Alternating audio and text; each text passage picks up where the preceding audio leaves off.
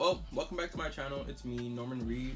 Today we have a quick little video on my top 5 sneakers in my current collection. Before I'm gonna start, we got to admire my new little decorations. We got Goku, King Kai, and Bubbles in the back holding it down. For the fashion today, nothing too crazy. I just have a Pokemon shirt on with Ash and Pikachu on it.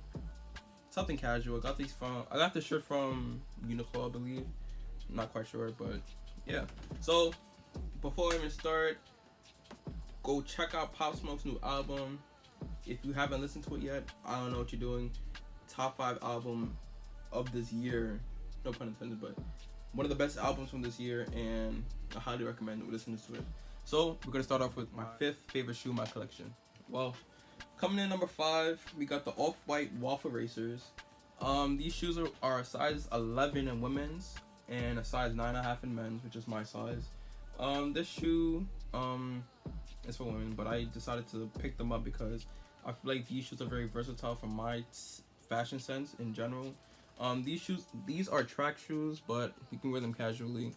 One thing to note about this shoe, as why it's like my top 5 right now, is just like, I don't know, this plastic design. You can actually take this off with a scalpel and just take it off and expose the inside mesh of it. I feel like that's a good look, but like, I'm not trying to do that to my shoe. I paid a lot of money for it. So yeah, like this shoe, like the key points of this shoe is just the reflective laces. These pop a lot at nighttime when you have the flash on. We have some white laces that say shoelaces on them, which is kind of ironic.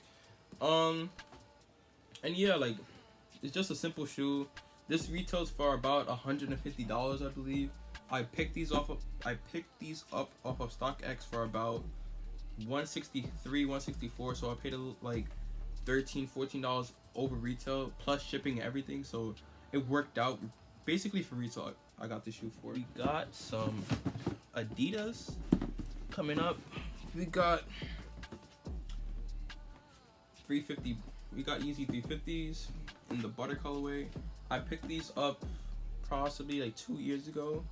The reason why I picked these up was because I had worked a summer job, and I saved up a decent amount of money, and this was my first big purchase, being like an adult or whatever. These shoes were I paid $270 for these. These retail for like $220, so you can do the math, and I paid a lot over retail. But however, I really wanted these sneakers, and if you want something, you pay for it. So I just bit the bullet and just picked these up. And the reason why I picked this specific colorway is because there's like the zebra colorway and the blue colorway. A lot of people I know, and it's like a lot of people I know and people on like Instagram or just in general in New York City, those are just like the hypey sneakers. And I didn't want to just fall into the hype and just buy those and just give out more money for those colorways. So I decided to pick up this. You can dress these up or dress these down. For the most part, I dress these up like once in a blue moon. For the most part, I wear these casually with like sweats and like a sweater and stuff like that. These are really comfy. These are like casual, cozy fit vibes with these shoes. But yeah, these are coming in number 4. Next up, we got a 1 of 1. We got some Nike ID Kyrie 2s. I'm dubbing these the Rugrats. I'll put up a picture, but I was inspired by the Rugrats one day. Nike had a sale for these sneakers on Nike ID were like $160, $170, $170, and I wasn't trying to pay that. So one day these one day these were on sale for the customization ones. To customize them, they're on sale. So I was like, wow, might as well just do it. So I had the funds, and I decided to bite the bullet again and just do it. And these shoes came out better than expected because I had like, this was my first ever custom, and these came out pretty well, so that's a plus. So a quick rundown for the shoe: just a blue upper. What I'm talking about. It's a purple upper with a blue strap, red accent on the inside, blue laces, white tongue, or white Kyrie logo, blue tongue. Yellow midsole, white Nike check, and these was supposed to stay blue, but icy bottoms never stay blue. They yellow.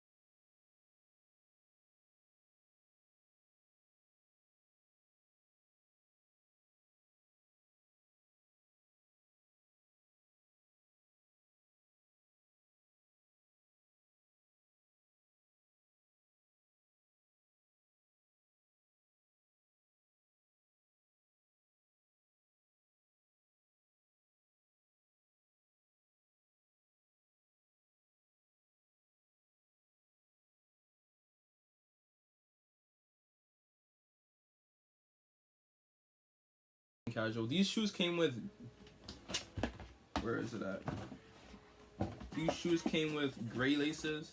I seen people wear that or rock it. I'm just like, that's cool for them. Like, I'm not trying to bash them, but like for me, it was just looking too tacky, and I didn't want to just have like gray on it. Like it was just too much gray. Like the black is, it balances it out. And another thing, reason why these are my number 2 sneaker, outside of me wearing it a lot, is black. It's versatile. It's very versatile. You can wear this with any color.